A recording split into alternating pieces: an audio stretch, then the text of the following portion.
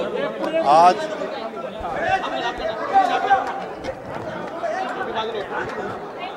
राष्ट्रवादी काँग्रेस पक्षाचं सोमवारपासून राज्यात तुम्ही गप्प बसणार असाल तर सोमवारपासून आमच्या 36 जिल्ह्यांच्या आढावा बैठका वेगवेगळ्या जिल्ह्यातल्या जिल्हा परिषदा, तालुका पंचायत, महानगरपालिका, नगरपालिका, नगरपंचायतीच्या चालू आहे। उद्या शेवटचा दिवस आहे। आज सकाळी मी इथं 9 वाजता चालवलो आहे। 9 वाजल्यापासून आत्तापर्यंत आजचे जे काही प्रांताध्यक्षांनी जिल्हे घेतलेले होते ते सगळे मी संपवले। दुपारी तुम्ही मला काही प्रश्न विचारत होता, मला त्याबद्दल एवढं सांगायचं आहे की जे काही आता TV वेगवेगळ्या चॅनलला चाललेलं आहे त्याबद्दलची पूर्ण माहिती मला काही नाही आहे। माझा त्या गोष्टीशी डायरेक्ट अजित पवार म्हणून दुरान्वयी देखील संबंध नाही। मला 35 वर्ष महाराष्ट्रातली जनता ओळखते। त्या संदर्भामध्ये मी उलट या निमित्तानं संपूर्ण माहिती घ्यायचं ठरवलेलं आहे।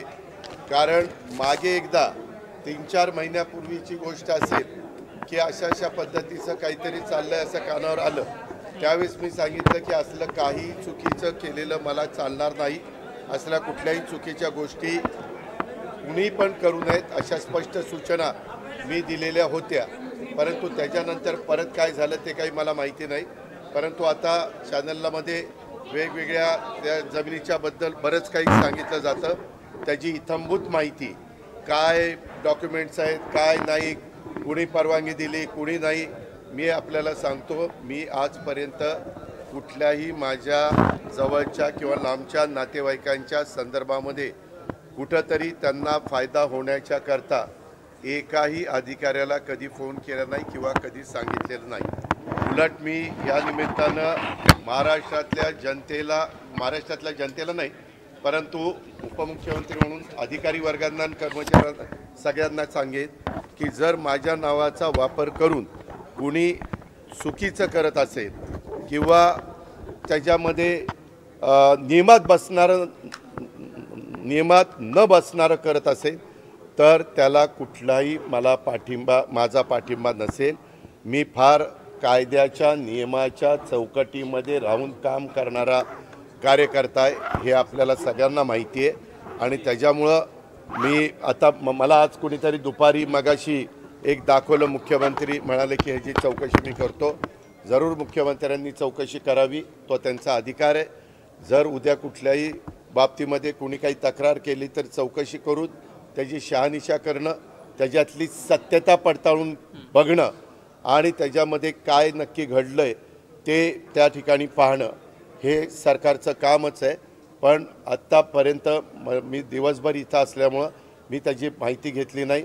मी त्याची माहिती घेऊन परत तुम्हाला उद्याच्याला भेटीन संध्याकाळीचा, कारण मला पण उद्या दिवसभर काम आहे आणि त्याच्यामध्ये संपूर्ण माहिती काय झालं आहे, कसं झालं आहे, कुणाबरोबर डॉक्युमेंट झाले, ते कायदेशीर आहेत का, ते नियमात बसतात का, ह्या सगळ्या गोष्टी माहिती घेऊन वस्तुस्थिती तुमच्यासमोर सांगेन।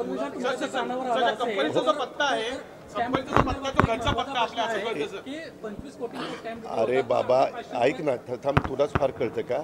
मी स्वतःहून आलोय ना। मी काय सांगतोय, मी एवढंच कानावर आल्यानंतर सांगितलं की कुठल्याही गोष्टी चुकीच्या करू नका, एवढं तर मी सांगणार। त्या पद्धतीनं मी सांगितलेलं आहे।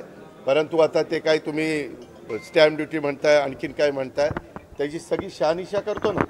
कारण मीच आज राज्याचा अर्थमंत्री म्हणून काम करत असताना कुठल्याही व्यवहारात कुणी टॅक्सच्या बाबतीत नियमाप्रमाणेच वागलं पाहिजे। टॅक्सच्या बाबतीत नाही, सगळ्याच बाबतीमध्ये नियमाप्रमाणेच गोष्टी झाल्या पाहिजे। कुणीही नियमाच्या बाहेर जाऊन काम करता कामा नये, ह्याच मताचं मी आहे। एक मिनिट, माझ्या घरचा नाही, तो बंगला पार्थ अजित पवारांच्या नावाने आहे, त्याच्यावर तो पत्ता त्याचा आहे, समजलं का? दादा पण टार्गेट केलं जातं का तुम्हाला? नाशिकमध्ये दोन चर्चा खूप आहेत. एक तरी महारत्नाची जमीन आहे का की शासकीय जमीन आहे का? मी तेच सगळं सांगतोय सागर. मी त्याची सगळी माहिती इत्थंभूत घेतो, कारण मी ज्यावेळेस बोलणार आहे मला आत्तापर्यंत माहिती नाही. मी आत्ता बोललो नसतं तर तुम्ही म्हणला असता की बाबा इथं कुठंतरी पाणी मुरतंय. तुम्हाला सगळ्यांना माझा स्वभाव माहिती आहे. मी कधीही चुकीच्या कामाचं समर्थन केलं नाही. जर चूक झाली तर मी कबूल करतो, ही माझ्याकडनं चूक झाली, मी ती दुरुस्त करतो. परंतु ह्याच्यात माझा दुरान्वय पण संबंध नाही. मी कुणाशी चर्चाही केलेली नाही. मी त्याच्या संदर्भात कुणाशी बोललेलो पण नाही आहे. मला आणि अलीकडच्या काळामध्ये ज्यावेळेस आमच्या घरातली मुलं सज्ञान होतात, मोठी होतात, ते त्यांचे व्यवसाय करतात. परंतु ह्याच्यात मी पुन्हा सांगतो, माझा दुरान्वय देखील कुठल्या अधिकाऱ्याला फोन नाही, कुणाला सांगणं नाही, कुणाला तिथं वेगळं काही त्याच्यामध्ये मदत करा अशाही पद्धतीची भूमिका नाही. मी अतिशय संविधानाला मानणारा, घटनेला मानणारा, कायद्याने चालणारा आणि इतरांनी पण कायद्याने चालावं ह्याबद्दल कटाक्षाने प्रयत्न करणारा, कायद्याच्या चौकटीमध्ये राहून माझ्या काही सगळ्यांना समजून सांगणारा असा कार्यकर्ता आहे.